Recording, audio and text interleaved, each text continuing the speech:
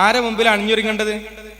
കല്യാണത്തിനും സൽക്കാരത്തിന് പോകുമ്പോൾ ഇങ്ങനെ അണിഞ്ഞൊരുങ്ങിയിട്ടുണ്ടല്ലേ, ഇവിടെ വരെയുള്ള കീറലുള്ള ചുരിദാറൊക്കെ ഇട്ടാണ് പുറത്തിറങ്ങും. എന്നിട്ട് ആ ടൈറ്റ് ലെഗിൻസ് ഒക്കെ ഇട്ടാണ് അങ്ങാട്ടി കൂടെ നടക്കുമ്പോൾ എല്ലാവരുടെ കണ്ണും നിങ്ങളെ മേത്തുക്കാന്ന് ഓരോ പെണ്ണും തിരിച്ചറിയണം. നല്ലതാണ്. നിങ്ങൾ കരുതും നിങ്ങൾ ഭയങ്കര സംഭവമാണെന്നൊക്കെ. നിങ്ങളുടെ ഉള്ളൊക്കെ ശരിക്ക് അങ്ങാടി കൂടെ ഉള്ള നിങ്ങളെ നടത്തം കണ്ടാൽ നമുക്ക് മനസ്സിലാവും. നിങ്ങളൊക്കെ നടത്തം കണ്ട തലൊക്കെ ഇങ്ങനെ താത്തിയിട്ടാ നടക്കുക. ഒരു പെണ്ണിനിക്ക് വേണ്ടത് നോട്ടം കിട്ടലാണ്, ആണിനിക്ക് വേണ്ടത് നോക്കലാണ്. പെണ്ണിനിക്ക് വേണ്ടത് നോട്ടം കിട്ടലാണ്. അതുകൊണ്ടാണ് ചില ഭാഗമൊക്കെ ടൈറ്റാക്കി ചില ഭാഗമൊക്കെ പൊന്തിച്ച് കൂർപ്പിച്ച് വെച്ച പോലെ ഇങ്ങനെ പോണ്. ആണിനിക്ക് വേണ്ടതോ നോക്കലാണ്. കൗപ്പേസ് ഹോർമോൺ എന്ന് പറയുന്ന ഒരു ഹോർമോൺ നമ്മുടെ ശരീരത്തിലുണ്ട്. അത് ആണുങ്ങൾക്ക് മാത്രമേ ഉള്ളൂ എന്നാണ് പഠനം പറയണത്. ആ ഹോർമോണാണ് ഒരു ആണിനെ ഓപ്പോസിറ്റ് സെക്സിലുള്ള പെണ്ണിലേക്ക് നോക്കാൻ വേണ്ടി പ്രേരിപ്പിക്കുന്നത്. അതുകൊണ്ടാണ് വിശുദ്ധ ദീൻ പെണ്ണിനോട് മറഞ്ഞു നടക്കണമെന്ന് ആവശ്യപ്പെട്ടത്. ഒരിക്കലും ഒരു വായി നോക്കിയായ പെണ്ണുണ്ടാവില്ല. നമ്മുടെ മക്കളൊക്കെ പരാതി പറയും, ആ സാറ് വായി നോക്കിയാണെന്ന് പറയും. ആണുങ്ങളെ നോക്കുള്ളൂ. എന്നാ ടീച്ചറോ, ആ ടീച്ചർ വരുതിയെടുക്കുന്ന ടീച്ചറെ എന്നേ പറയുള്ളൂ, വായി നോക്കി എന്ന് പറയില്ല. കാരണം പെണ്ണ് നോക്കണമല്ല, പെണ്ണിനൊക്കെ വേണ്ടത് നോട്ടം കിട്ടലാണ്. അതിനാണ് ടൈറ്റാക്കിയിട്ട് ലൂസാക്കിയിട്ടും മഫ്തക്കണ് ചുറ്റി, 1 ചുറ്റി, 2 ചുറ്റി, 3 ചുറ്റി, ഇവിടെ പിന്നെ കുറെ പിന്നൊക്കെ കുത്തി. ഇടയ്ക്ക് ഇപ്പോഴത്തെ കുട്ടികൾ ഇവിടെ ഇങ്ങനെ പിടിച്ചു നോക്കും, കൂർപ്പൊക്കെ റെഡിയല്ലേ നോക്കാൻ വേണ്ടി. ഇവിടെ കൂർപ്പാണല്ലോ. ഇപ്പോൾ ഇങ്ങനെയൊക്കെ ഇടയ്ക്ക് ഇങ്ങനെ പിടിച്ചു നോക്കണം. എന്തിനാ ഇങ്ങനെയൊക്കെ ഇങ്ങനെ അണിഞ്ഞൊരുങ്ങി പോകണം? എന്തിനാ? നോട്ടം കിട്ടാനും പരിഗണന കിട്ടാനും.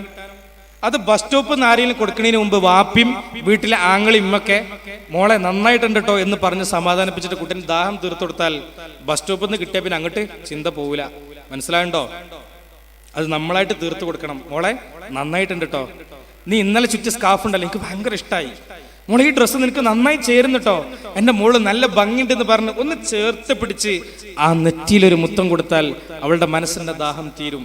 അങ്ങനെ തീർന്നാൽ പിന്നെ ബസ് സ്റ്റോപ്പിൽ നമ്മുടെ നാട്ടിലൊക്കെ ഉണ്ടാവും കുറച്ച് ചെറുപ്പക്കാര്. നമ്മുടെ നാട്ടിൽ പെൺകുട്ടികൾ സ്കൂൾക്ക് പോകും പോലെ യാത്ര ചെയ്യാനും വരും പോലെ സ്വീകരിക്കാനും ഓല് ഒന്ന് ഒരു വിസിലടിക്കും, അല്ല എന്തെങ്കിലും ഒരു കമന്റ്സ് പറയും. ആ കമന്റ്സിൽ അവൾ വീഴാതിരിക്കണമെങ്കിൽ വീട്ടിൽ നിന്ന് നമ്മൾ ഇതൊക്കെ ശരിക്കും തീർത്തിട്ട് വേണം പുറത്തേക്ക് വിടാൻ. നമ്മൾ പറയുന്ന ഡയലോഗ് എന്താ? ഇതെന്താ സൗന്ദര്യ മത്സരത്തിന് പോവാ? എന്തൊരു ഒരുക്കാത്, അതിന്റെ ഒടുക്കത്തൊരു ഒരുക്കം. ഇങ്ങനെയൊക്കെ കുറ്റം പറഞ്ഞ് നമ്മൾ അവരെ പരിഹസിക്കുകയും അവരെ പുച്ഛിച്ച് തള്ളുകയും ചെയ്യുന്നതിന് പകരം അംഗീകാരം കൊടുത്ത് മനസ്സിന്റെ ദാഹം തീർത്തിട്ട് വേണം ആ മക്കളെ നമ്മൾ പുറത്തേക്ക് വിടാൻ. അള്ളാഹു നമുക്ക് ബോധം നൽകട്ടെ. നല്ലോണം ശ്രദ്ധിക്കണം ഓരോ വാപ്പയും ഓരോ ഉമ്മയും ഓരോ ആങ്ങളമാരും ഇത്തരം സന്ദർഭങ്ങളൊക്കെ. അതിങ്ങനെ കഴിഞ്ഞ് ഇത്തരം ശീലങ്ങളൊക്കെ ഓരോ ശീലങ്ങളും അത് സമയത്ത് നമ്മൾ ശീലിപ്പിക്കണം. മദ്രസയിലൂടെ ഇങ്ങനെ വളർന്ന് പ്രാക്ടിക്കൽ ലൈഫ് ശീലിപ്പിക്കേണ്ട സമയം. കുട്ടിയുടെ നിസ്കാരം ശ്രദ്ധിക്കണം. നിന്റെ കുട്ടി നിസ്കാരത്തിൽ ദിക്റുകളൊക്കെ ചൊല്ലുന്നുണ്ടോ എന്ന് ശ്രദ്ധിക്കണം. ഉമ്മക്ക് നോക്കാൻ സമയം വേണം, വാപ്പക്ക് നോക്കാൻ സമയം വേണം. ജെസിബിനെ പോലെ ഉണ്ടാക്കുക എന്നുള്ളത് മാത്രം തീരുമാനിച്ചാൽ പോരാ.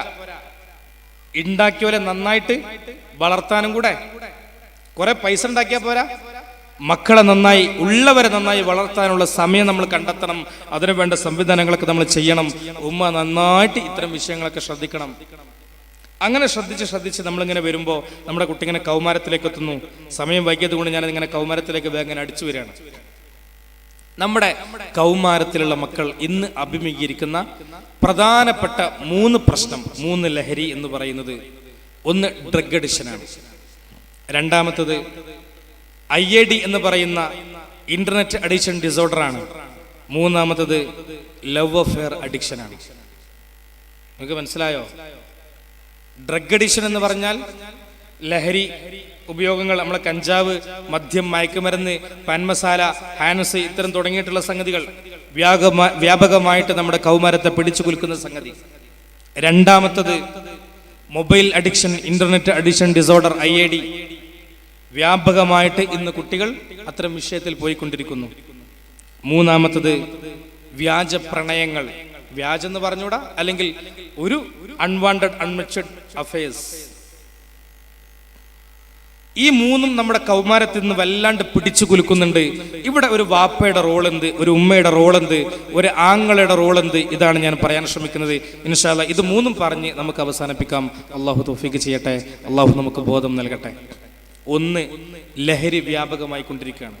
പഴയ കാലം പോലൊന്നല്ല, അതിവ്യാപകമായി കൊണ്ടിരിക്കുകയാണ്. നമ്മൾ പോലും അറിയാതെ നമ്മുടെ മക്കൾ അതിൻ്റെ ബാലപാഠകങ്ങളിൽ പ്രവേശിച്ച്, അതിൻ്റെ ഫസ്റ്റ് സ്റ്റെപ്പുകളിൽ പ്രവേശിച്ച് അതങ്ങനെ കൂടിക്കൊണ്ടിരിക്കുകയാണ്.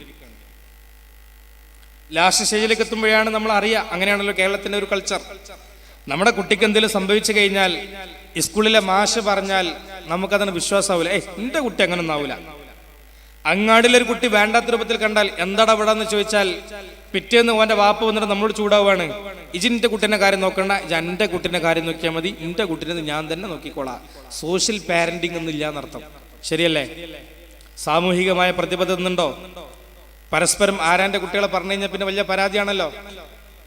ഇത്തരം സമയത്ത് സോഷ്യൽ പാരന്റിങ് ഇല്ലാത്ത ഈ കാലഘട്ടത്തിൽ നമ്മുടെ കുട്ടിയെ ഗൈഡ് ചെയ്യാൻ ആരുമില്ല. പാരന്റ്സും ഇല്ല, ടീച്ചേഴ്സും ഇല്ല. അധ്യാപകർ സത്യത്തിൽ പറഞ്ഞ ഈ പണി നിർത്തി. അധ്യാപകർ ഈ പണി നിർത്തി. കാരണം എന്താ? കുട്ടികൾക്ക് അമിതമായ അവകാശ ബോധവും എന്നാൽ ഉത്തരവാദിത്ത ബോധം വളരെ കുറച്ചും കൊടുക്കുന്നത് കൊണ്ട് 1098 എന്ന് പറയുന്ന ഒരു നമ്പർ ഉണ്ട്, ചൈൽഡ് ലൈൻ നമ്പർ. കുട്ടികൾ ദുരുപയോഗം ചെയ്യുന്നതുകൊണ്ട് അധ്യാപകർ ഈ പണി നിർത്തി. സ്നേഹത്തോടുകൂടെ നമ്മുടെ മക്കളെ അധ്യാപകർ ഉപദേശിച്ചു കഴിഞ്ഞാൽ സാറ് പണി പഠിപ്പിച്ചാൽ മതി, എന്റെ പ്രൈവസിയിൽ ഇടപെടണ്ടെന്ന് പറയുന്ന കുട്ടി. ഒരു സ്കൂളിലെ സീനിയർ അധ്യാപിക സ്കൂളിലേക്ക് നേരത്തെ വരുന്ന സമയത്ത് 8ാം ക്ലാസ്സിൽ പഠിക്കുന്ന ഒരു പെൺകുട്ടി 10ാം ക്ലാസ്സിൽ പഠിക്കുന്ന ഒരു ആൺകുട്ടിയുമായി സുഖമല്ലാതെ സംസാരിക്കുന്നത് കണ്ടപ്പോ ടീച്ചർ നോട്ട് ചെയ്തു. ടീച്ചർ സാധാ പോലെ സ്റ്റാഫ് റൂമിലേക്ക് പോയി. സ്റ്റാഫ് റൂമിൽ നിന്ന് അന്നത്തെ ദിവസം പീരീഡ് നോക്കുമ്പോൾ 4ാമത്തെ പീരീഡാണ് അവളുടെ ക്ലാസ്സിൽ. 8ാം ക്ലാസ്സിൽ പഠിക്കുന്ന ആ മകളുടെ ക്ലാസ്സിൽ. പതിവ് പോലെ 4ാം ക്ലാസ്സിന്റെ 4ാമത്തെ പീരീഡായപ്പോൾ 8ാം ക്ലാസ്സിലേക്ക് ടീച്ചർ തന്റെ പാഠപുസ്തകവുമായി പോകുന്നു. പുസ്തകവുമായി പോയി പതിവ് പോലെ നന്നായി പഠിപ്പിച്ച് മക്കളോടൊക്കെ തമാശകളും വിശേഷങ്ങളൊക്കെ ചോദിച്ച് പാവം ടീച്ചർ പുറത്തേക്ക് വരുമ്പോൾ 3ാമത്തെ ബെഞ്ചിലിരിക്കുന്ന ആ മകളുടെ തോളിൽ കൈയിട്ട്, മോളെ വാ, മിസ്സിന് മോളോട് ചില കാര്യങ്ങളൊക്കെ പറയാനുണ്ട്. മോള് സന്തോഷത്തോടുകൂടെ വരുന്നു. സന്തോഷത്തോടുകൂടെ മോള് വന്നിട്ട് ഈ പാവം ഈ സ്കൂളിലെ സീനിയർ അധ്യാപിക ആ മകളുടെ കയ്യിൽ തോളിട്ട് ഒരമ്മയുടെ സ്നേഹം കൊടുത്ത് വരാന്തയിലൂടെ സ്റ്റാഫ് റൂമിലേക്ക് നടന്നു പോകുമ്പോ, മോളെ വിശേഷം എന്താ വാപ്പച്ചന്റെ വിശേഷം? ഉമ്മച്ചിക്ക് സുഖല്ലേ? കുടുംബത്തിലൊക്കെ സന്തോഷല്ലേ? അനിയനൊക്കെ സന്തോഷല്ലേ? എല്ലാ വിശേഷങ്ങളും ചോദിച്ച് സ്റ്റാഫ് റൂമിലെത്തി ഒരു മൂലയിലേക്ക് മകളെ മാറ്റിയിട്ട് ആ മകളോട് മിസ് ചോദിച്ചു, മോളെ തോളിൽ കൈവച്ചിട്ട് സ്നേഹത്തോടു കൂടെ ചോദിച്ചൊരു ചോദ്യമാണ്, മോളെ മിസ് സ്കൂളിലേക്ക് നേരത്തെ വന്നപ്പോ മോളെയും 10th പഠിക്കുന്ന ഒരു കുട്ടിയെയും സുഖമല്ലാത്ത രൂപത്തിലൊക്കെ സംസാരിക്കുന്നത് കണ്ടല്ലോ, ഇതൊക്കെ വേണം മോളെ എന്ന് ചോദിച്ചപ്പോ അതുവരെ സന്തോഷത്തോടുകൂടെ ചിരി തൂകിയിരുന്ന ആ പെൺകുട്ടി ടീച്ചറുടെ കൈ തോളിൽ നിന്ന് തട്ടിമാറ്റിയിട്ട് അല്പം ബാക്കോട്ട് നിന്നിട്ട്, മിസ്സും പാഠം പഠിപ്പിച്ചാൽ മതി, എന്റെ പ്രൈവസിയിൽ ഇടപെടണ്ട എന്ന് പറഞ്ഞ നമ്മുടെ മലപ്പുറം ജില്ലയിലെ പല സ്കൂളിലെ നമ്മുടെ പെൺകുട്ടികൾ അധ്യാപകർ എന്തെങ്കിലും സീരിയസ് ആയിട്ട് ഇടപെട്ട് കഴിഞ്ഞാൽ അവർക്കെതിരെ പണി കൊടുക്കുന്നത് കൊണ്ട് അവരുടെ വീട്ടിൽ പിന്നെ തീ പുകയൂല. അവരുടെ പണിഷ്മെന്റ്, അവർക്ക് ജോലി തെറിക്കും എന്നുള്ളത് കൊണ്ട് അവർ പണി നിർത്തി. വേണമെങ്കിൽ കുട്ടി പഠിച്ചോട്ടെ, ക്ലാസ് കുട്ടി ശ്രദ്ധിച്ചാലുമില്ല ശ്രദ്ധിച്ചിട്ടില്ല, എന്തായാലും കുഴപ്പമില്ല.